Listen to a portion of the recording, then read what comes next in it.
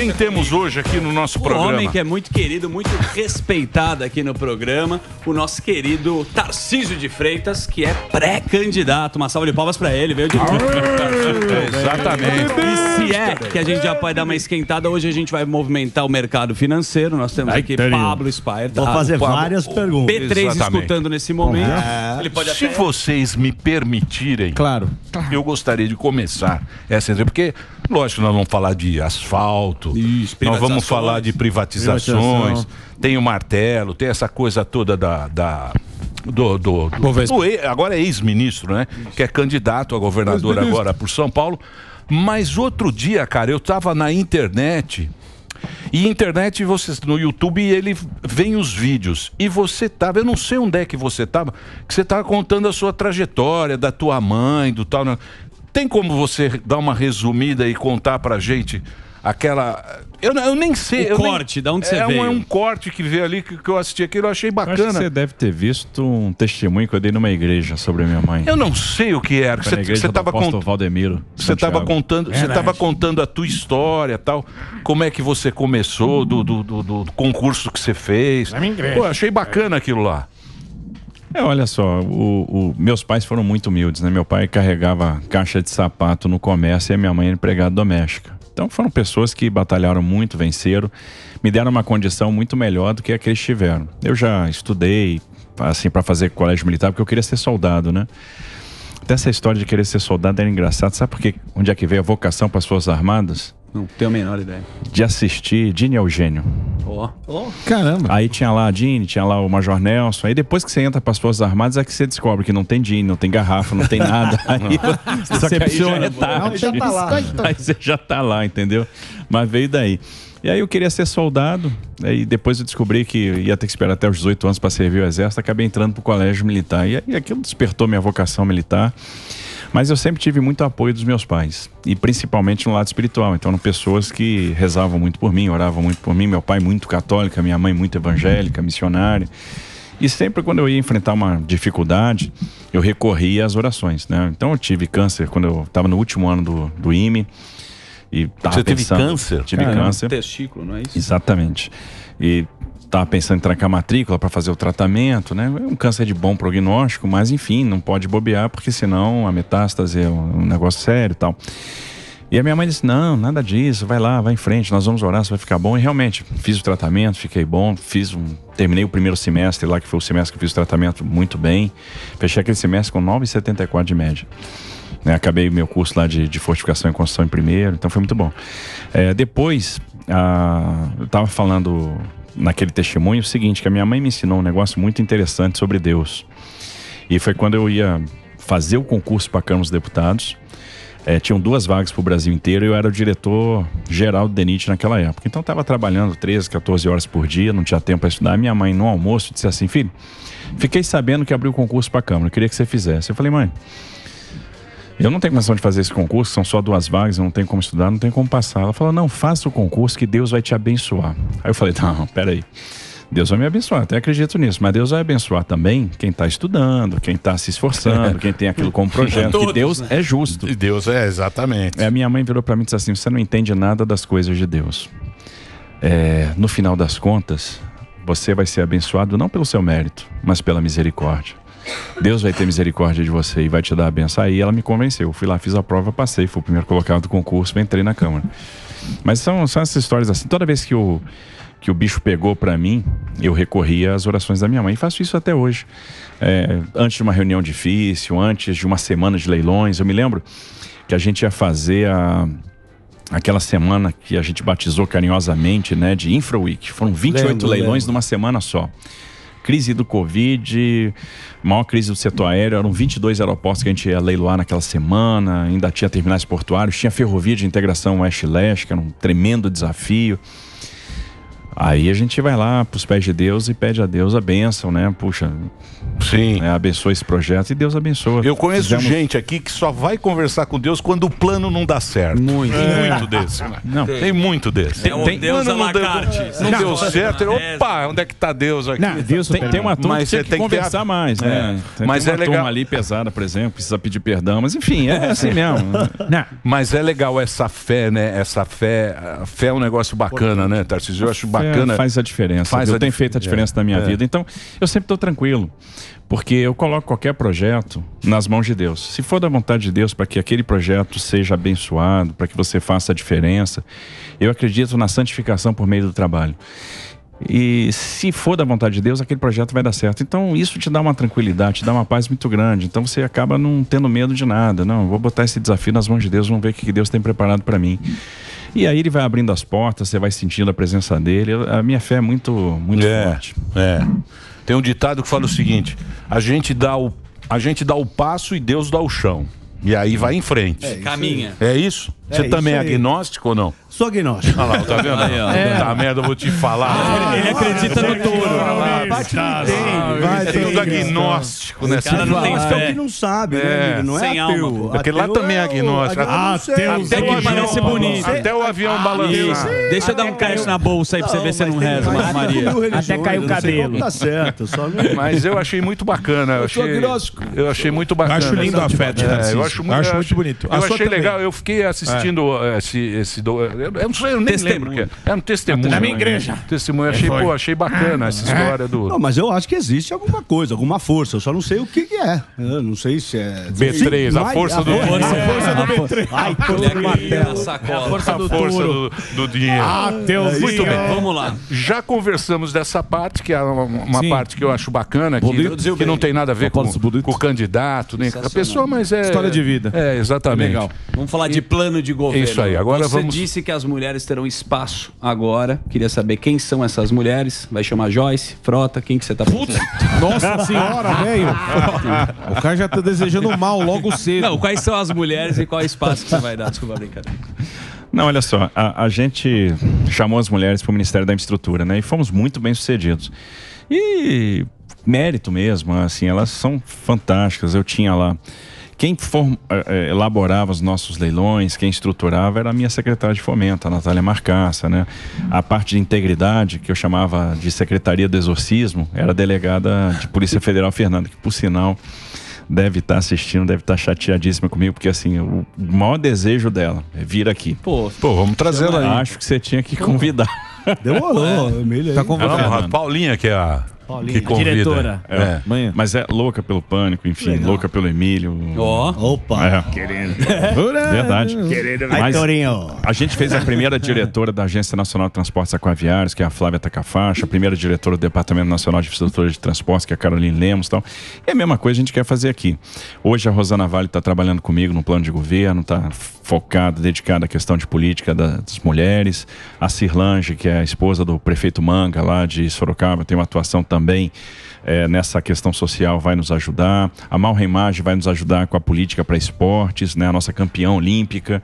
Então a gente também vai se cercar de mulheres, porque elas têm muita competência, elas fazem um trabalho maravilhoso e a gente precisa realmente ter a presença delas, porque elas emprestam sempre profissionalismo, né? Elas são muito profissionais, muito dedicadas no que fazem. Inclusive, a sua vice... Aqui eu tenho três chefes. Daqui a pouquinho. Depois. Aguarda. 3 chefes. Se você quiser levar as 3, tá à vontade. Inclusive, três chefes. Ô Tarcísio, a sua vice é a deputada Rosana Vale, né? Que é de Santos. É de Santos? É de Santos. Empolgante.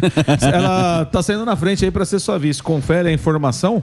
Não, confere a informação, mas não quer dizer que isso esteja fechado, porque no final das contas a gente não sabe ainda o que vai acontecer em termos de agregação de forças políticas. Vamos supor que daqui a pouco vem um grande partido para esse bloco e eventualmente ele pode oferecer um bom nome que seja de confiança, tem um bom currículo para essa posição de vice. Então é uma possibilidade que está na mesa. A gente precisa deixar as pessoas confortáveis também. E a Rosana já está nos ajudando muito, né? Está nos ajudando aí com o plano, então é uma pessoa que com certeza agrega muito. fez um grande trabalho como deputada federal agora pela Baixada Santista, levou recurso, brigou por políticas públicas, pela Ponte do Barreiro e, enfim, pela infraestrutura de Praia Grande, pelo Hospital de Bertioga, enfim... Me ajudou muito na questão da desestatização de Santos. Então, conversando com os trabalhadores portuários, e sempre esteve ali favorável à desestatização, que, por sinal, para mim, a privatização de Santos marca o renascimento da Baixada Santista. Pelo volume de investimento que vai chegar lá, pelo fomento ao turismo, pela relevância que Santos vai passar a ter em termos de comércio internacional, já tem, mas vai passar a ter muito mais. Basta ver que a gente sai de 160 milhões de toneladas movimentadas ano para, no final do período da concessão, estar movimentando 290 milhões de toneladas. Vai ser o grande hub de contêineres da América Latina. Projeto espetacular, maravilhoso. E a Rosana sempre ajudou, né? Então ela tem uma atuação muito destacada, eu acho que ela honrou muito a Baixada Santista e, obviamente, agrega demais. Agora, eu vou fazer uma pergunta para você. Vamos imaginar que você ganhe em São Paulo. Sim. Certo? Campeão. Quem é Tarcísio tá lá, ganhou em São Paulo, governador, tá lá, tá, palácio, bonito. Chofer, lá no Morumbi. Isso. Sim. Maravilhoso. E o Barba ganha. É isso. Ele vai estatizar tudo que você privatizou, ele vai estatizar de novo. Como é que vai ser esse esquema? O Brasil não merece isso, né? Então, como eu sou um cara de fé, tô com a minha fé lá, rezando muito para que isso não aconteça. O Brasil não merece isso. E eu sempre falo que é o seguinte: o Barba, se tivesse sido um bom presidente da República, já seria um desastre ele voltando agora, tanto tempo depois, 20 anos depois, cheio de rancor, cheio de mágoa. Ele representa aquilo que é superado, aquilo que é antigo. Porque, observem, se ele tivesse sido um bom presidente da República, mas não foi. E por que não foi? Naquela época, a gente tinha uma relação dívida-PIB de 35%. A gente tinha um boom de commodities, todo vento soprando a favor. Ele tinha alta popularidade e ele não moveu uma alavanca que nos proporcionasse um crescimento estrutural. Ele nos condenou ao subdesenvolvimento, nos condenou ao atraso, nos condenou à pobreza. E a gente está sofrendo as consequências disso até hoje. Sem falar no encabeçamento aí do maior esquema de corrupção que a gente viu na nossa história. Então, um negócio sem precedente. Eu não quero ver isso para as nossas gerações futuras. Eu não quero ver isso para a geração dos meus filhos, dos meus netos. Eu não quero ter que contar essa história. Então, eu espero que a gente tenha consciência e possa fazer um caminho diferente. Não, voto não tem lógica. Um presidiário, presidente. Não, por exemplo, na Colômbia ganhou um narcoterrorista. M19. A Ecopetrol, a empresa de petróleo, tá caindo mais de ganhou na 10%, Colômbia. caindo 11,5% agora. Aí depois acontece o que está acontecendo na Argentina. Voto é voto. Os venezuelanos, enfim. Olha os chilenos agora também amargando já, padecendo aí com a escolha que foi feita. E o pessoal só vai ver isso depois quando tiver com as consequências na mão. Hoje a gente não tem espaço mais para brincar. A gente tem uma relação dívida-PIB de 80%. A gente tem teto de gasto. A gente está num cenário internacional muito complicado, muito complexo, que exige muito profissionalismo e exige também que a gente continue caminhando ali dentro de uma lógica de liberalismo, de livre iniciativa, para que a gente traga investimento. Porque também a gente está diante de uma grande oportunidade. Como o mundo se deparou com uma grande surpresa e pela primeira vez a gente está vendo investimento caindo com preço subindo, que sempre acontece o contrário. Preço sobe, investimento sobe junto. Agora é o preço subindo e investimento caindo. E o mundo percebeu que errou ao botar todos os ovos na mesma cesta. As empresas vão começar a migrar daqueles países que estão enfrentando dificuldade hoje. O mundo teve uma grande surpresa na pandemia de ver que muito do que era produzido estava concentrado num único país. Exemplo, a EPI. Quando faltou EPI no mundo inteiro, o mundo percebeu que 96% do EPI era produzido num único país. Então, as empresas vão começar a procurar novos destinos, vão procurar outros portos seguros. E aí tem uma grande oportunidade para o Brasil, a oportunidade de se reindustrializar, de trazer investimento. Agora, a gente tem que mexer as alavancas corretas. A alavanca da energia, a alavanca tributária, a alavanca da infraestrutura, a alavanca da capacitação profissional. Aí a gente vai ter tudo para trazer investimento para cá. Agora, dentro do ambiente de segurança jurídica, dentro de uma cultura pró-business. Se a gente der a marcha ré agora e vier com uma postura anti-business, a gente vai padecer e vai perder uma grande oportunidade que se abriu na nossa frente. Ô Tarcísio, você estava falando na questão de mudança. Eu vi a última pesquisa, a pesquisa da Exame, O Haddad está com 27%, você está com 17% e o Márcio França com 14%. Qual seria a sua opinião? Por que o Haddad está na frente? Ele já foi considerado um dos piores prefeitos aqui de São Paulo. Na tua opinião, por que ele está em primeiro nas pesquisas e por que você é melhor do que ele? Eu acho que ele está no teto do recall, né? Eu acho que ele foi candidato à presidência da República, as pessoas aí estão com uma memória a respeito dele. E aí ele não tem muita mobilidade também, porque ele tem lá aqueles que já o conhecem, tem uma rejeição muito grande, tem esse percentual que é meio orgânico aí da esquerda. Então não vejo muito espaço para ele crescer, eu não vejo muita mobilidade. Pelo contrário, a gente ainda tem um desconhecimento e vem transformando, a gente está transformando desconhecimento em intenção de voto. Ou seja, quem conhece gosta. Porque a gente tem o que mostrar. A gente tem história, a gente tem legado, a gente tem obra, tem realização, conseguiu fazer muita coisa com cenário adverso. As pessoas entendem isso, né? Elas acreditam. E mais do que isso, agora a gente tem projeto. A gente está dedicando muita energia a um projeto para o estado de São Paulo. E muita gente falava assim, esse negócio de plano de governo é bobagem, protocola qualquer coisa no TSE, depois você vê isso, depois da eleição. Eu vi esses conselhos de muita gente. Não funciona comigo. Então a gente está procurando montar um grande time. Eu acredito muito em time e acredito muito em plano. Quando você tem time e tem plano, as coisas dão certo. E a gente está montando um plano focado na reindustrialização do estado de São Paulo, focado na geração de emprego, na criação de oportunidades, no aproveitamento de oportunidades que estão adormecidas. Agora sempre com foco nas pessoas. Como é que eu vou fazer para gerar mais emprego? Como eu vou criar ponte para oportunidade para essas pessoas que muitas vezes estão sem esperança? Como a gente vai fazer esse estado bombar, crescer muito mais e ter o protagonismo que merece. Na esteira da pergunta do Alba, posso fazer uma pergunta? Claro. Doutor Tarcísio. Tarcísio, você tem o Márcio França atrás de você e atrás dele ainda tem o Rodrigo Garcia. E o pessoal confunde, assim, acho que durante muito tempo confundiu aqui em São Paulo, PSDB com direita. Queria ouvir de você como que você vai fazer para agregar os votos do Rodrigo Garcia, no sentido de explicar para as pessoas que o PSDB não tem uma visão de direita para o estado de São Paulo. Quer dizer, existe uma estratégia de comunicação nesse sentido? E dentro dessas privatizações, o que o senhor fará com a TV Cultura? Olha, o PSDB é o PT de gravata. O Garcia tá cheio de dinheiro, hein? Ele vem aqui, hein? Vem amanhã. Diz que ele tá cheio de dinheiro. Tá Dinheiro lá das respiradoras, não sei de onde veio dinheiro. Vamos perguntar pra ele amanhã. Está cheio de dinheiro aí, ó. Não, e assim, na verdade, estrangulou o setor produtivo, né? Teve uma elevação de tributos brutal. Se a gente for ver a arrecadação per capita no estado de São Paulo, ela deu um salto em 2021, né? Se a gente for ver per capita a arrecadação de CMS, que era R$3.900, foi para 4.000 e cacetada. Um aumento de 26%, né, em valores nominais e 16% em valores reais. Mas foi o Calça, né? Os dois. Calcinha foi uma... É importante. Porque no final das contas, o cara... O Rodrigo era secretário, vice-governador e mandava de fato, né? Era o governador de fato. Então, na verdade, o governo, para mim, deles é uma coisa só, é Rodrigo Doria.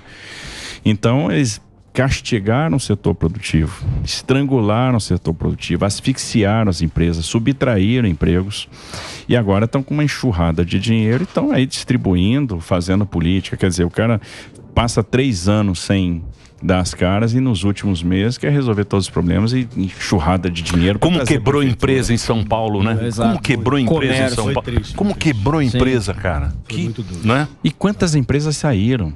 No setor de laticínios, no setor de frigorífico, de processamento de alimento, setor calçadista, setor coreiro, né? No próprio setor automotivo, empresas saindo de São Paulo e indo para Goiás.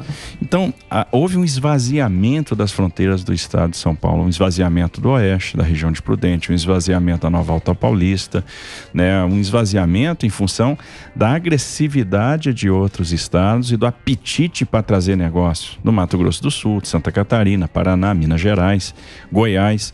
E São Paulo foi perdendo negócio, está perdendo negócio, está perdendo emprego. está deixando de gerar atividade. Então, realmente é uma política ruim, e aí a gente vai entrar forte com uma linha liberal, uma linha de direito, uma linha liberal, com privatização, com venda de patrimônio. O patrimônio imobiliário do estado de São Paulo é gigantesco. Então você tem uma capacidade de geração de receita enorme. Então isso é fundamental para garantir a solvência e para restabelecer a ordem no que diz respeito à política tributária, para fazer com que os investimentos voltem a florescer. Porque a devolução de um crédito CMS vira investimento na hora, vira ampliação de planta, vira emprego. Uma redução de alíquota vira atividade, vira investimento, vira emprego. Então é falsa aquela lógica fiscalista pura e simples, que quando você reduz um tom, você na verdade está perdendo a arrecadação. Isso é até verdade no primeiro momento. No momento seguinte você gera atividade. Essa é a lógica dos regimes especiais, que eu sou contra, mas às vezes eles são necessários enquanto você não tem uma reforma tributária, que eu entendo que São Paulo tem que liderar. Sim. Até porque cada vez mais a distinção entre o que é produto, o que é serviço vai ficar tênue, vai ficar difícil. Então São Paulo tem que liderar esse processo. E enquanto não lidera, tem que tomar as medidas para que o setor produtivo volte para cá, para que a indústria volte para cá, para que o emprego volte para cá. E não é asfixiando o setor produtivo que você vai fazer isso. Aí sim, é vendendo patrimônio imobiliário, é vendendo estatais, é fazendo privatização, é fazendo o que tem que ser feito. TV Cultura, tchau. Muito bem. Vamos avaliar todas elas, Sabesp, enfim. Um break rapidinho aqui, só para a rádio, a gente continua na TV. Continua na TV, Dedê. Então vamos lá, Reginaldo, um break para a rede de rádio Jovem Pan. A gente continua aqui na TV e nas plataformas digitais. Vai, Torinho. Vai, Torinho. Torinho. Você tem dito que a privatização da Sabesp dependeria de ganho social, dos moldes, da desestatização. Você, como governador de São Paulo, você vai privatizar a Sabesp ou que moldes você apoiaria a privatização da Sabesp? Esse é o que o mercado inteiro quer saber. Bom, vamos lá. Eu sempre falo o seguinte, a gente não pode fazer privatização por fazer. A gente tem que fazer privatização para verificar se nós vamos ter ganhos. Que ganhos são esses?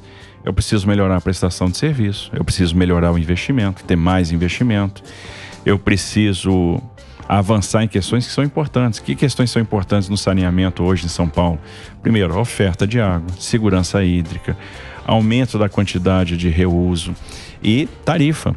Eu tenho que conseguir baixar a tarifa. Isso é fundamental para o cidadão, baixar a tarifa. Agora, quando a gente pega o que nós temos na frente, se eu comparar custo operacional com custo operacional regulatório, eu vou ver que o custo Sabesp é sempre maior do que o custo operacional regulatório. Quando isso acontece, o investidor, o acionista está perdendo valor e a empresa começa a ter dificuldade de financiamento. Então esse é um primeiro ponto. Segunda questão, o custo por ligação. A gente percebe que o custo por ligação é maior do que o custo da iniciativa privada. A gente percebe que o contrato tem upsides, ou seja, eu posso, por exemplo, numa operação de venda, fazer alguma coisa parecida com o que foi feito na Eletrobras, ou seja, renovar o contrato de concessão, os contratos de concessão que a Sabesp tem, isso gera valor e esse valor gerado pode baixar a tarifa, atingir o objetivo de baixar a tarifa. Então, no final das contas, aumentar a eficiência, aumentar o investimento. E fora isso, quando você pega os multiplicadores, em termos de balanço, você está vendo uma empresa aí que pode botar 60 bi no caixa, tranquilamente. Até mais, dependendo do upside, até mais. Então faz muito sentido. Então a gente tem que estudar para dar conforto para o cidadão, que a gente vai fazer o melhor para o cidadão. Agora, tudo leva a crer que é o melhor para o cidadão. Legal. E Petrobras, Banco do Brasil e Caixa? O que você pensa? Você falou o negócio de Petrobras. Outro dia eu estava falando com o presidente Bolsonaro o seguinte, há algum tempo atrás. Me fala, presidente, uma agenda positiva da Petrobras. Uma única. Não tem. Né? Porque no final das contas você tem uma empresa de petróleo que segue regras de mercado e toda a responsabilidade por tudo que acontece em termos de preços cai no colo do presidente da República. E ele não tem absolutamente governança nenhuma. Né? Nós temos uma situação de uma empresa que foi muito roubada, né? Que a gente perdeu a oportunidade de fazer investimento em refino. A gente não tem refinaria prêmio do Maranhão, refinaria prêmio do Ceará, não tem Abreu e Lima funcionando na plenitude das suas características, Compete funcionando como deveria, pelo assalto que houve à empresa há tempos atrás. Sim. A Petrobras foi muito roubada. Então, nós perdemos a capacidade de ter autossuficiência em termos de refino. Estamos tendo que importar. Como a gente importa, eu não posso me descolar da paridade, senão eu corro o risco do desabastecimento. Principalmente num cenário onde os estoques caíram. Você operava com estoque de 100 dias, no mundo você está operando com um estoque de menos de 10 dias. E o frete disparou 10 vezes, 8 vezes o preço do enfim. frete. Então isso nos leva a pensar, primeiro, nós temos um grande patrimônio aqui que é o etanol, principalmente aqui no estado de São Paulo. A gente pode produzir etanol de segunda geração, vir com cogeração de energia, com fertirrigação a partir do vinhoto, com geração de biogás, biometano, etc. Segunda questão, está na hora da gente realmente encarar a venda da Petrobras, né? Particionar essa empresa, transformar ela numa corporação, fracionar para que a gente não caia na armadilha de ter um monopólio privado e passar isso para frente, passar isso para o mercado. Boa. Eu acho que faz todo sentido uma privatização de Você Petrobras. quer vender tudo, né? Tá certo, Vai acabar com o país. Essa mesa. E a deixa eu Tesla? falar. E a Tesla? Vai trazer a Tesla para São Paulo? Tava com o Elon Musk, né? Tava com o Elon Musk. Fazendo lá, a gente estava combinando asfaltamento de Marte. Mas vai terminar trazendo Ô, a Tesla. Tarcísio, deixa eu fazer uma pergunta para você agora séria. Depois do Emílio. Você sabe que o Jaiminho tá na frente. O Jaiminho tá lá. Por enquanto. Por enquanto. O Jaiminho tá lá. Só depois do meio-dia. Isso. Cedo ele não vem. Ele não gosta de trabalhar de manhã. evitar a fadiga. Mas o Jaiminho, o discurso do Jaiminho é bom, porque é justiça social, papinho de igualdade, justiça social. Para todos. Nós vamos cuidar do meio ambiente, a justiça social, a igualdade e tal, não sei o quê. E estamos de volta aqui na programação da Jovem Pan. O Tarcísio está aqui com a gente. No Instagram é Tarcísio GDF. Tarcísio GDF, Instagram e o Twitter, Tarcísio GDF, que é o Tarcísio, que é candidato, pré-candidato, não sei se pré-candidato, governador de São Paulo. A gente tá falando aqui da plataforma, da canhota, tal, não sei o quê. A canhota, ela tem um discurso muito bonito, muito simples. É a justiça social, é a igualdade social, é um país justo para todos. A gente ouve isso falar sempre. E você é um cara mais técnico. Você meio cansa você falar, porque você entende muita coisa. Chamou o cara. Não, calma. Não, entendi. Deixa eu só terminar a minha colocação. Deixa eu só terminar. Você é um cara técnico. A gente teve vários técnicos aqui do Bolsonaro, que foi o Mickey Mouse, veio vários técnicos. Sim. Mas são caras que dominam esse negócio e não tem aquele discurso fácil que você pega. Traquejo político. Isso, é esse negócio. O cara só tira 10. O Cunha veio aqui e falou o seguinte: quem ganhar em São Paulo vai ganhar a presidência também. A gente sabe que São Paulo, o interior de São Paulo é anti-PT. A gente tem divisão em metrópole. São Paulo, Campinas, você tem uma parcela que é petista, que é outra de direita, tal, que agora tem esse negócio. E tem o interior, que o interior é conservador pra caramba, o interior. Sim. Você acha que você vai ganhar aqui do Jaiminho? Se você ganhar do Jaiminho aqui, segundo o Cunha, que é uma raposona, hein? Cunha sabe, pode comemorar. Fez o mapa aqui, Mandiná. Ele falou: quem ganhar em São Paulo leva Tô contando com você, hein, Tarcísio. Vamos aí, pô. Olha a responsabilidade, hein? Colocou ele na... Senhor capitão. Tá certo, pô. E aí, vai E aí? não? Olha, acho que a gente tem tudo para levar. Tudo para levar, porque observe o crescimento que nós tivemos em pouco tempo, né? Quem está conhecendo está gostando. Esse negócio do discurso técnico não me assusta, porque é o seguinte: o que a gente vai mostrar para as pessoas? Que cuidar das pessoas não é uma vocação da esquerda. Pelo contrário, a gente pode cuidar das pessoas melhor do que a esquerda, por uma razão. A gente, quando olha para as pessoas que estão passando necessidade, a gente começa a se perguntar qual é a raiz daquela situação, qual é a raiz da pobreza, por que a pessoa está ali naquela situação. E a gente não vai maldizer o capital, não vai dizer que o problema é a falta de uma revolução do proletariado, não. Eu estou preocupado em criar uma ponte para oportunidade. Que aquela pessoa que hoje passa por uma situação difícil, ela tem um talento, ela tem um dom. O que eu preciso entender é qual é a raiz do problema que ela está vivendo e construir o plano de desenvolvimento individual para ela. Ou seja, o que você sabe fazer? Você é carpinteiro, está precisando de reciclagem, vai ter uma obra de saneamento bem ali na sua comunidade e você pode trabalhar, então você vai ser empregado. Se a gente revitaliza o centro de São Paulo, por exemplo, se a gente devolve o centro para as pessoas, o comércio vai trabalhar até mais tarde. Nós vamos ter um outro turno de pessoas trabalhando. Nós vamos ter mais contratações. Tem várias pessoas em situação de rua na cidade de São Paulo que já trabalharam com carteira assinada. Então a gente vai estar construindo oportunidade. Qual é o problema da pessoa muitas vezes? É a falta do microcrédito, é a falta do treinamento. E a gente vai mostrar que uma linha liberal constrói muito mais ponte para oportunidade. Ela pode ser muito mais efetiva no que diz respeito à criação de oportunidade, muito mais efetiva no que diz respeito à possibilidade daquela pessoa crescer e sair da pobreza. A educação voltada para a necessidade do mercado, orientada por resultado, abre perspectiva para o jovem. O programa de aprendiz abre perspectiva para o jovem, abre a porta do mercado de trabalho para o jovem. E se o jovem não for tutelado pelo Estado, ele vai ser tutelado pelo crime. Então essa é a visão que a gente tem que colocar. As mães vão entender isso. Vão entender, puxa, eu quero que o meu filho tenha perspectiva, eu quero que o meu filho vá mais longe do que eu fui. E só irá se tiver ferramenta, e quem vai dar ferramenta é a escola. A habilidade de comunicação, o pré-requisito matemático, a educação financeira, a capacidade de mexer com tecnologia de informação, mexer com programação. Mas é longo prazo, né?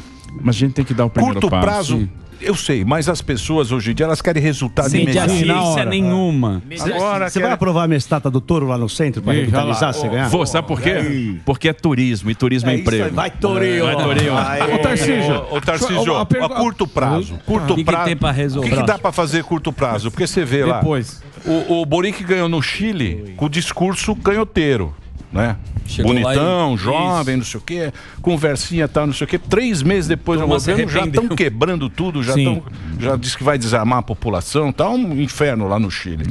Por quê? Porque o cara quer resultado agora. Esse negócio, curto prazo, dá pra fazer o quê, por exemplo? Olha, primeiro, acolhimento, tratamento para dependente químico, programa de habitação de interesse social. Tem muita área para isso aqui. No centro da cidade de São Paulo, com infraestrutura de transporte, com saneamento, tem muita instalação para retrofitar, tem muito galpão abandonado, porque a São Paulo Industrial nasceu na margem da linha do trem. A São Paulo Industrial morreu na margem da linha do trem. Se você sair do centro, for na direção da Barra Funda, lá para Vila Leopoldina, você vai ver a quantidade de galpão abandonado e que você pode transformar em habitação de interesse social, conjugado com habitação de médio padrão, com empreendimento comercial. E eu sempre cito os 3 juntos, porque os dois últimos financiam o primeiro, numa loja de parceria público-privada. Quem é que não vai investir em habitação nesses moldes, no centro da cidade? Ou seja, e aí vem o esforço de desburocratização, para a gente acelerar a licença, para poder construir, aí você mexe com construção civil, aí você bota esses caras para trabalhar, enfim. Não adianta você, por exemplo, tratar o dependente químico se você não der a porta de saída para ele. A porta de saída é o emprego, é a capacitação, porque senão ele volta.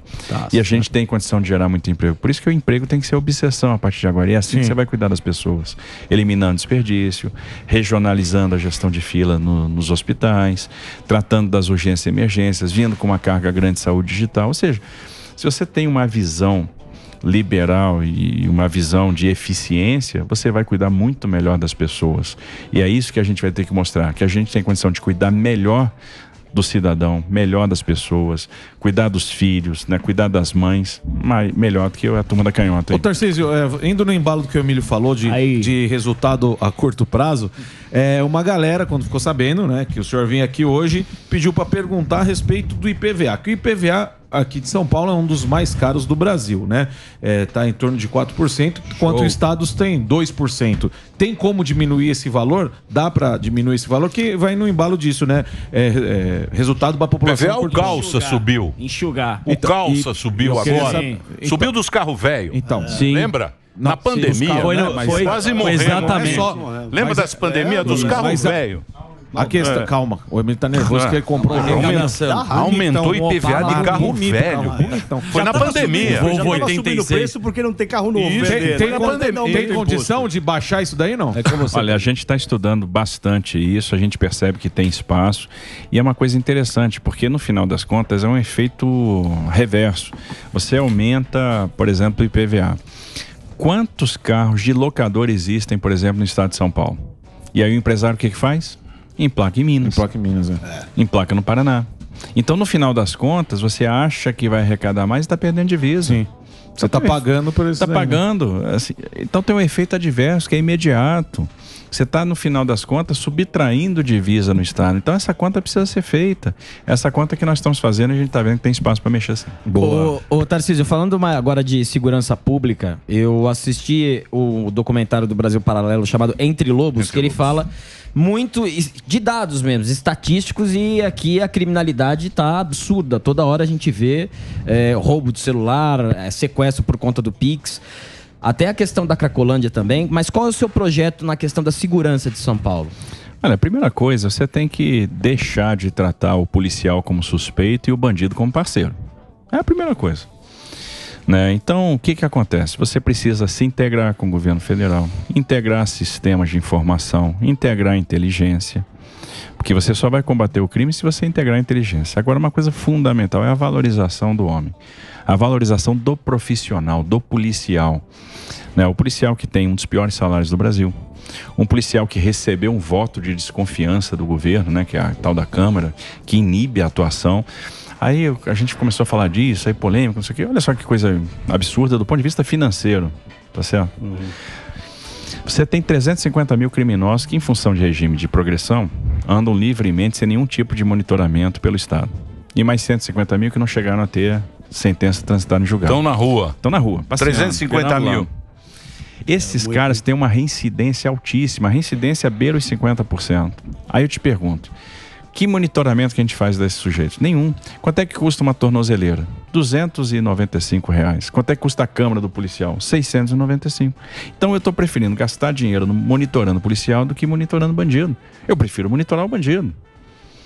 Então, a coisa está às avessas. A gente está chamando, né, o bandido de parceiro. Não dá. Então, é preciso dar salário para os policiais, é preciso contratar. O déficit da Polícia Civil é 15 mil homens. Então não tem concurso e quando você faz concurso você não retém talento, porque as pessoas vão embora, elas procuram outro destino, né? Porque não tem um incentivo para trabalhar. Muitas vezes o policial civil está tirando dinheiro do bolso para trabalhar. Então você precisa de um plano de carreira que dê mobilidade. Você tem falta de mobilidade na Polícia Civil, os policiais não são promovidos, e você tem a falta de mobilidade na Polícia Militar, tanto no quadro dos praças quanto no quadro dos policiais. Os intertícios são altíssimos, em discrepância ao que acontece nas outras polícias militares do Brasil. Se o cara se envolve numa ocorrência, ele é afastado. Muitas vezes vai tirar dinheiro do bolso para se proteger de ações judiciais. Então a gente tem que cuidar dessas pessoas, né? Investir no monitoramento do bandido, investir em sistemas de monitoramento, compartilhar informações. O resultado vai ser imediato. A gente vai ver uma melhoria na percepção de segurança pública. Esculachou muito, né? Tá muito zoado. Esculachou muito a segurança, né? Pô, virou uma coisa assim, é esculachado. É Os esculachado. caras estão assaltando demais, tá? Pô, tá aqui na Paulista? Tem noção que estão roubando Delari outro dia saiu correndo atrás. Era menina. 3 meninas. Hoje foi abordada no 3 meninas. Delari apanha de Quase foi assaltado. 3 meninas correndo. Loucura, cara. Celular. Você também hoje. Hoje eu tava saindo do táxi e, puta, quase foi assaltado. O taxista ficou assustado. Podemos dar uma descontraída rapidamente? Claro que não. Não, então eu vou falar. Pois não, Você Paulinho, trabalhou muito para ajudar, você trabalhou muito para ajudar, né? E evitou a greve dos caminhoneiros. Com a guerra da Rússia, a gente viu que o preço da energia, da gasolina, do diesel disparou no mundo inteiro. Está muito alto. Você espera enfrentar uma greve dos caminhoneiros, se assumir como governador? Não, não creio. Até porque, como é que a gente enfrentou a greve dos caminhoneiros? Diálogo. Explicando as razões dos problemas. Uma vez a gente fez uma experiência interessante. A gente chamou caminhoneiros e economistas-chefes de banco e botamos eles frente a frente no ministério. E a gente dizia para os caminhoneiros o seguinte: caminhoneiros, eis aqui o mercado. O mercado é uma entidade. O mercado são esses caras aqui, ó. São esses caras que compram os nossos títulos, financiam a nossa dívida. E esses caras são muito sensíveis, tá certo? Eles ficam nervosos por qualquer coisa. Então, toda vez que chama uma greve, esses caras aqui ficam nervosos. E aí, quando eles ficam nervosos, o câmbio desvaloriza, o dólar sobe. E quando o dólar sobe, vocês estão dando tiro no pé, porque aí o combustível vai subir. Por causa da questão câmbio. Então é o seguinte, é bom a gente entrar no entendimento aqui pra gente não ver essas coisas acontecendo, e a turma entende. Se você conversar hoje sobre privatização de Petrobras com os caminhoneiros, eles vão entender. Eu vou lhe dizer, a categoria hoje, na sua grande maioria, é favorável. Que legal. É favorável. Então eles têm um nível de maturidade gigantesco. Eles entendem a dificuldade, você explica o que o mundo está passando, eles entendem o esforço que está sendo feito para conter o preço na medida que é possível, porque observe, a ação de, por exemplo, você propor que os governadores zerem ICMS com o governo entrando com o dinheiro daquela arrecadação perdida. Os Estados Unidos quer imitar, o Biden quer imitar. Pois é, porque isso faz muito sentido, porque no final das contas, você tem duas formas: ou você subsidia geralmente ou você corta tributo. O Brasil está ganhando mais com exportação de óleo, em função da arrecadação de royalties e participação especial. Então você tem uma arrecadação maior todos os meses, que pode financiar esse corte de tributo. Então você banca o Estado e tira o tributo. Se não tiver um descolamento de efeito preço e mercado, isso faz muito sentido, isso é um alívio para a população que é imediato. Porque tem aquela bala, petróleo é nosso, né? Lembra? Tem isso. Sim. Petróleo, a Telesp é nossa. A Telesp é nossa. É meio burro. É do Getúlio, né? Petróleo é nosso. Tem orgulho. Eu não tenho uma gota de petróleo, aquela merda. Só se quando ficou negativo. Quando ficou negativo, a gente tinha tudo. Tem que ser a gasolina barata na bomba. Exato. Porque a bomba... Sim. Os caras vêm aqui, vem o Sami aqui, preço caiu agora, o dólar caiu, não sei o quê. Você vai na bomba... Mesma coisa. Na bomba não cai, bicho. É incrível. Na bomba não cai o preço. Na bomba ninguém mexe naquela bomba. Por isso que dá essas greves loucas aí. Agora, Mas deixa eu te falar, e a reforma administrativa? Muito ruim. Eu acho que tá na agulha, né? Tá na agenda, isso que é importante. Porque, veja, quando a gente discutia as razões do baixo crescimento estrutural do Brasil, você ia detectar lá a falta de uma reforma trabalhista, a falta de uma reforma da Previdência, a falta de investimento em saneamento básico. Isso tem muito a ver com aquilo que você estava falando, tá, Emílio? Que você vê, os caras da canhota falam assim, saneamento básico, nunca fizeram nada pelo saneamento. Sim. Quem tocou a agenda de saneamento foi aqui o presidente Bolsonaro, tá certo? Aprovou o marco de saneamento, contratou 50 bi em saneamento no ano passado. Bem dessa. A falta de investimento em infraestrutura, os caras também nunca fizeram nada de relevante.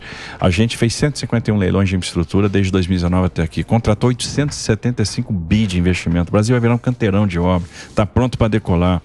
Aí você tem o excesso de crédito subsidiado, né, a falta de oferta de crédito, você tem a dificuldade para fazer negócio, né, a dificuldade do in-business, a falta de assertividade nos investimentos em educação, que o Brasil investe em educação, 6% do PIB. Agora a falta é direcionamento para resultado. A falta de uma reforma administrativa, a falta de uma reforma tributária. De 2016 para cá, a gente girou uma chave. A gente saiu de uma era anti-business e entrou numa era pro-business. Então, aprovou-se a reforma trabalhista, a reforma da Previdência, aprovou-se o marco de saneamento, o investimento em infraestrutura está vindo, aprovou-se a lei da liberdade econômica, a oferta de crédito aumentou, o spread bancário diminuiu, né? Então, o que está faltando na agenda? Essas duas reformas. E agora elas estão na pauta, né? A administrativa e a tributária. E é fundamental.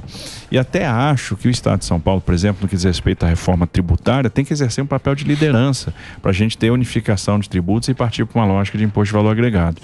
Então, eu acho que é o próximo passo para a gente agora ter uma lógica aí de eficiência, porque um sistema tributário menos oneroso e menos regressivo vai fazer com que o Brasil decole. Eu tenho uma pergunta para o ministro. Mas você viu que o Barba, que ele falou hoje, né? Ele, o Alckmin aqui, ó. O que ele falou? O programa do PT prega fim das privatizações, teto de gastos e revisão de reformas trabalhistas e previdenciárias. Vamos voltar bandido. Você já... Tá aqui, ó. Antagonista. Quer matar o país. Antagonista. Ou seja, banco imobiliário. Pá, você joga revés. Volte ao início. Volte 3 casas. Revés. Vai ter que desprivatizar. Isso aí. É por isso que eu falo para alguns caras de mercado, dizer assim, estamos precificando esse camarada. Pelo amor de Deus, isso aí a gente está falando de relação de dívida PIB de mais de 100%, e por inflação, é desastre. É voltar lá várias casas, né? Que negócio mesmo, jogo da vida. Você bateu o carro, volte pro início. É isso. Eu quero saber se a gente tá junto na chapa ou não, hein, velho? Nós tá ou não estamos? Atena já era. Pô. Não, que já era o quê, velho? Já era ou nós não vai estar junto? Concorda comigo ou não, hein, velho? Nós vai estar junto ou não vai? Olha... Temos tudo para estar junto. O que acontece? Esse cara é um grande comunicador, fala com as pessoas, percebe a sensibilidade delas, fala com, às vezes, um público que a gente não fala, né? E tá na casa das pessoas todos os dias, 2 vezes, e ouvindo as reclamações, isso desenvolve uma sensibilidade. Então, se você entrar num barzinho no final da tarde, vai estar lá o pessoal assistindo o programa dele, não sei o que, e ele está falando, ele é popular. Vai arregar o Senado de novo? É muito eficiente em termos de comunicação. Eu acho que dessa vez ele vai, porque eu estou sentindo ele muito motivado. Isso aí, eu acho que ele tem tudo para ser um bom Ele dá umas Eu acho que você, Tarcísio, é um cara mais low profile, né? Um cara que a gente falou que é técnico e de repente você agora está nos holofotes e está tomando porrada de tudo que é lado, porque o cara que é candidato vai sofrer com isso. Uma das coisas que a gente não liga. Mas não liga, você é um cara que tem o queixo duro, né? Como fala o Paulo Guedes. Aí eu fiquei pensando assim, os caras agora estão falando, o cara não mora em São Paulo, tem essa história, né, de domicílio eleitoral, né? Você precisa estar aqui. Por isso, o nosso querido roteirista preparou um Bate-bola. Já quer tirar da sua. Eu vou interpretar. Eu escrevi junto, então vou interpretar aqui. Bate-bola, eu converso com ele. Ele é nosso querido. Você já teve celular roubado na Avenida Paulista?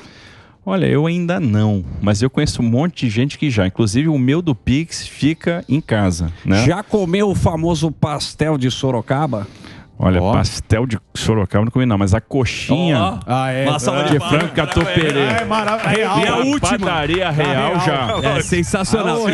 E a última que é sensacional, essa é muito interna. Você conhece o Jardim Itatinga em Campinas? Ou Fazendinha? Deixa eu falar. Peraí. Pra que câmera eu falo aqui? Pode falar onde você quiser. Cris, não sei do que esses caras estão falando. Não conheço. Não conheço.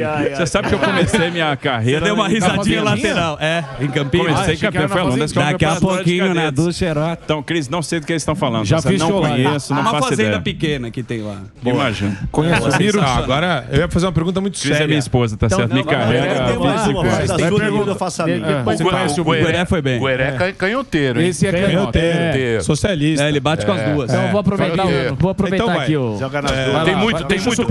Tem muito canhoteiro aqui. Uma questão que hoje aflige o Brasil de maneira inédita, que é o ativismo judicial do Supremo Tribunal Federal.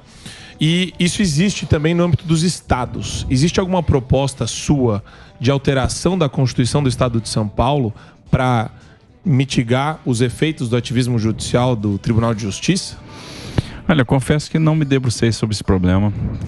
Temos que estudar. Eu sempre mantive boa relação com o Judiciário, com o Tribunal de Contas da União. Observe que, olha, para você fazer a quantidade de leilão que a gente fez, e todos passam previamente no TCU, e muitos são judicializados, até tem uma história interessante. Vocês sabem que eu comecei a bater o martelo com força na Bolsa, né? E como é que isso nasceu?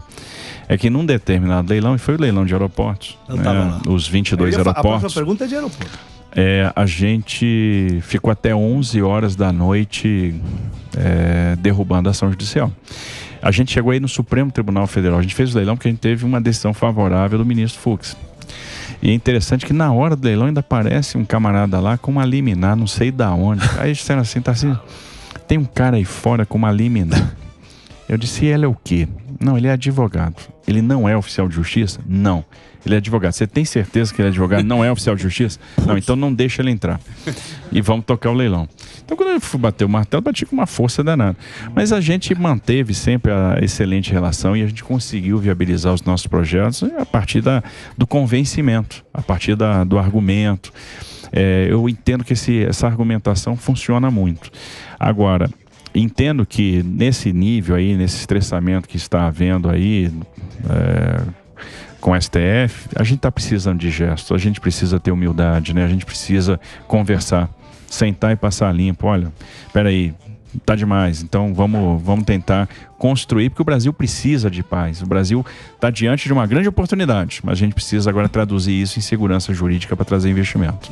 Em agosto vai ter 15 leilões de aeroportos, incluindo Congonhas. A vida inteira a gente sonhou, né? Você acha que vai ter uma liminar lá na B3 ou vai ser um sucesso? Eu acho que vai ser um sucesso, porque o que acontece? É um modelo consagrado. Observe a inteligência da coisa. A gente faz aos poucos.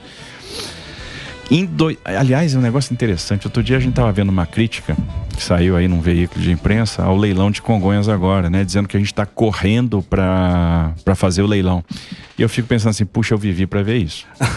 A imprensa criticando o governo que está andando rápido. Aí diz, não é política, não é política, não, é eficiência mesmo.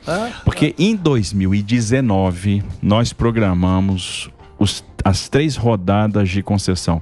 A gente disse que em 2019 nós faríamos a 5ª, porque era a primeira vez que a gente ia fazer o modelo de leilão em blocos.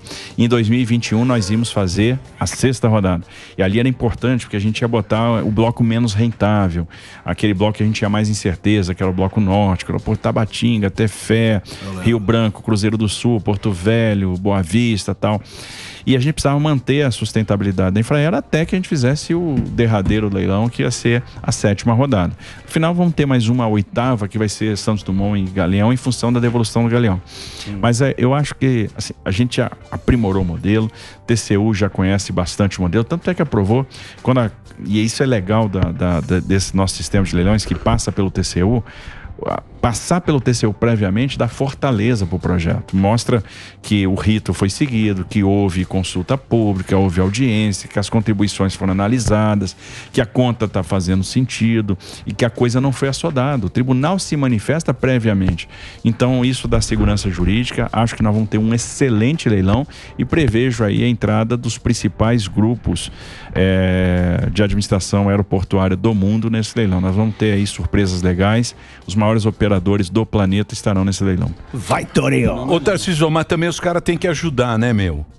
Porque eu vou dizer uma coisa pra você. O que o cara atrapalha o Brasil? Que cara? Você tava falando... Não, tudo. Justiça, Ministério Público. Justiça. Os caras deputado. Porque cai tudo. Burocracia. Quem manda é os deputados, os senadores. Esses caras mandam. Sobra pra gente. Aí vai fazer uma obra, vai fazer uma obra. O cara que passe ali no endereço dele, ele só olha o lado dele. E a culpa sempre vai ou para governador, ou para presidente, ou para esses caras, que é o cara que é o gestor ali da bagaça. Por exemplo, você vê o Rodoanel aqui.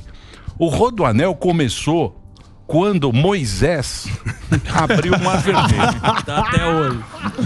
Moisés abriu a rodovia que é um cara no Êxodo.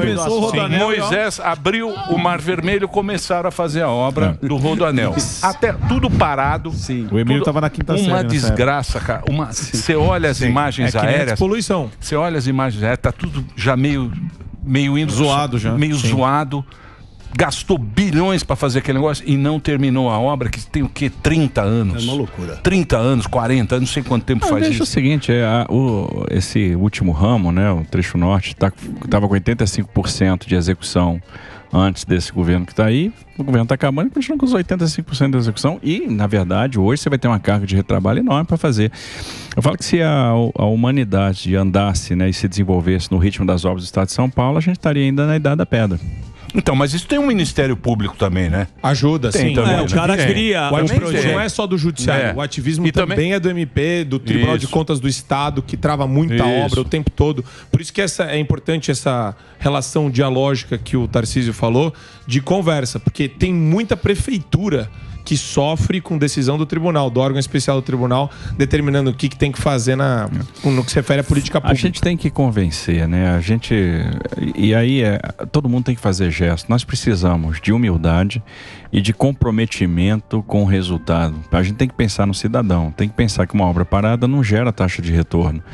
E se a gente consegue estabelecer esse diálogo e aí todo mundo rema para o mesmo lado, as coisas acontecem. É isso que a gente tem que fazer, tem que fazer as coisas acontecerem. Você investe na B3? Não. Deixa eu perguntar uma coisa pra você. Não é falta de vontade, não. É falta de tempo de acompanhar e falta de dinheiro também. Você foi ministro lá da infraestrutura e tal.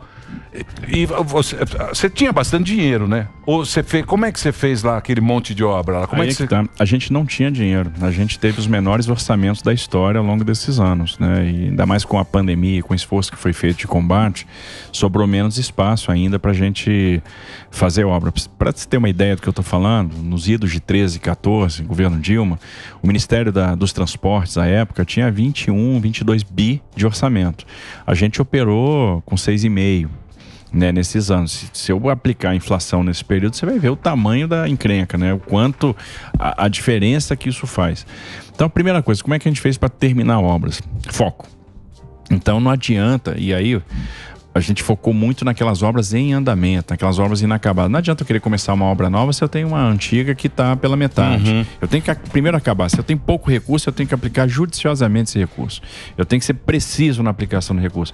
Então, o que eu tenho que fazer? Vamos acabar a BR-163, que isso vai fazer diferença para os caminhoneiros, isso vai fazer diferença para o agronegócio, vai baixar frete. Criou uma competição para o Arco Norte. O frete agrícola, quando a gente terminou a obra, baixou 26%. Na direção do Arco Norte. Em média, no Brasil, caiu 10%. Então, olha o efeito que um equipamento às vezes tem. Vamos terminar a Ponte do Abunã. Vamos fazer a Ponte do Abunã. que aí eu tiro o Acre do isolamento. Vamos fazer a ponte Santa Filomena, vamos terminar a variante de Frio, né? Gilmirim, a travessia urbana de Tianguá, viaduto de Horizonte, coisas inacabadas há 300 anos. Olha o que foi feito na travessia do São Francisco. É impressionante. E diz que o Barba vai inaugurar, porque ele falou que ele começou. Ele que vai terminar. Ele falou que ele vai inaugurar agora. Então, mas e talvez isso não acabe nunca por causa das licitações. Tem muita, né, corrupção. O cara, você vai tirar isso daí porque tem obras que estão lá 30, 40 anos com contratos, né, com empresas que tem um lobby e esquema. Isso acontece muito, né? Acontece. Então, o que a gente tem que ver? Performou? Beleza, não performou, rescinde o contrato. A empresa que não tá andando, rescinde, pega o remanescente, levanta, recontrata, com um novo parâmetro, um novo contrato, de maneira que a coisa ande. Muito bem. Eu tenho mais uma última pergunta. Pois não. A Alesp, a Assembleia Legislativa do Estado de São Paulo, vocês estão preocupados em formar uma bancada sólida para dar apoio para o governo? Pelo Republicanos? Não, ele quer todo mundo contra. Não, claro, não. Quero saber quais são os puxadores. Porque muita gente fala que sabe qual é o deputado federal que vai votar, mas não sabe qual é o deputado estadual. Pois é, isso é um ponto aí importante. Você tocou numa questão muito importante. Porque não adianta você ter um excelente projeto e não ter sustentação na Assembleia. Então a gente tem que olhar o macro. Não basta eleger um governador, tem que eleger também os parlamentares que vão ajudar nesse projeto político. Eu acho que nós temos excelentes quadros no Republicanos, nós temos excelentes quadros no PL, no PSC, no PTB, no PRTB, que vão nos ajudar aí a dar sustentação. Nós temos quadros também excelentes aí no PSD que estão acompanhando a gente nessa caminhada, enfim, que no final das contas vão fazer com que a gente tenha essa base de apoio para fazer a implementação de políticas públicas que são cruciais para o Estado, principalmente aquelas voltadas para a geração de emprego, para a reindustrialização, para a geração de investimento, ou seja, para a promoção do desenvolvimento. Boa. Muito bem, é isso? Qual foi o seu... A ultiminha aqui, que hoje o TRE de São Paulo vai julgar a regularidade do seu domicílio eleitoral. E a pergunta que se faz é por que você acha que o PSOL entrou com esse pedido? É medo? É tapetão, né? Assim, espuma.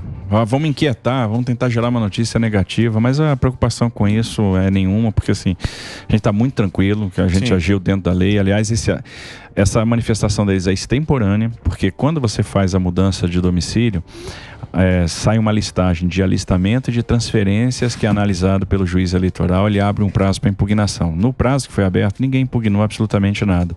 A mudança foi feita estritamente dentro da lei, a gente é muito cuidadoso com isso, né? A gente consegue demonstrar claramente o nosso vínculo com o Estado. Veja bem, eu era ministro da Infraestrutura. Sim. Olha, a gente trabalhou na renovação da Malha Paulista, na recuperação do ramal de Colômbia, na recuperação do ramal de Panorama, na duplicação do trecho de Tirapina para Santos, no contorno ferroviário de Catanduva, no contorno ferroviário de Rio Preto, na segregação da linha da MRS com as linhas da CPTM, na desestatização de Congonhas, na desestatização do Porto de Santos, no leilão da Dutra.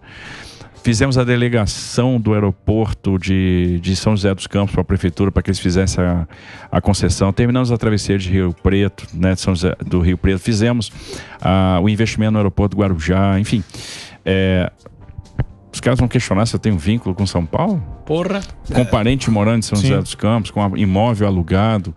Só de título de cidadão, que aí a Assembleia Legislativa te escolhendo como cidadão, ou seja, uma distinção, né? É uma distinção otorgada pelo Poder Legislativo, que representa a municipalidade, representa os cidadãos daquele município. Eu recebi o título de Mococa, de Rio Preto, de São José dos Campos, do Guarujá, de São Vicente, de Osasco. Libertadores. Porra, já deu a volta inteira. Nós aqui... Deseja boa sorte, que você viu que não deu certo pra mim. Tudo isso que você falou, não deu certo pra mim. Nós recebemos em moção de repúdio. É verdade. Expulsaram a gente. Todo o estado de São Paulo. Não, tem algumas cidades, falta assim. A gente chega, os caras vêm com rojão. Ele tem até Libertadores. O Brasil ama vocês. Tarcísio, queria agradecer sua participação aqui sempre. Você lá, o teu time lá, que são os... Isso aí. O time que fez lá, que, vieram aqui durante esse tempo todo aqui explicando o pessoal técnico que fala mais difícil, que as pessoas não entendem, mas, muito bacana você ter vindo. Show de bola. Boa sorte aí pra você na campanha. Amanhã teremos o governador. O governador. Rodrigo Garcia. Tá. Tem alguma pergunta? Manda uma pergunta pra ele. Quer deixar alguma pergunta pra ele aí? Se ele anda livremente com o celular na mão. Diz que ele tá com um caminhão de dinheiro, hein? Mas deixa uma pergunta. Caminhão do Faustão. Assim, o que adianta passar 3 anos entesourando, asfixiando, para agora despejar de qualquer jeito, sem qualidade no gasto? Sim. Vamos ter várias perguntas para ele. Para contratar, por exemplo, comprar caminhonete e patrulha rural que não vai ter motorista para andar depois. Anunciar a construção de hospital se a Santa Casa está agonizando do lado com um monte de leito fechado, né? Essas coisas que a gente precisa entender. Certo. É isso aí. Muito bem. Então aí foi o Tarcísio. O Instagram do Tarcísio é Tarcísio GDF para você seguir, para você acompanhar. O Twitter Tarcísio GDF. E a repórter lá que perguntou: você encontra o bandido, você atira. Onde foi aquele atira no joelho. Aquela é boa. Atira no joelho. Aquela é boa. Atira pra matar. Você é um policial, um jornalista muito bom. Você é um policial, você encontra um bandido.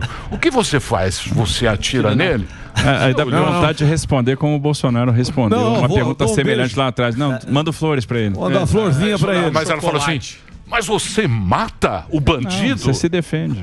Boa. Sabe qual é? Sabe por que essa resposta tá na ponta da língua? Porque o único dos pré-candidatos que já teve com um fuzil na mão numa situação real de combate fui eu. Já passei por isso. Toma. 137, galera. E qual foi o maior feito seu como ministro da infraestrutura? O que te dá mais orgulho? Sabe que uma coisa? Um pai ama todos os filhos igual. Então eu tenho amor por todos os projetos que a gente fez. Bonito. Boa. Muito bem, o Tarcísio conversou com a gente. Eu vou pro break. Tem break da rede? Agora entra break direto. Então vamos fazer um break rapidinho, já agradecendo a participação do Tarcísio. Mais uma vez no Instagram, Tarcísio GDF. Entra lá e segue o trabalho do ex-ministro. Tá certo.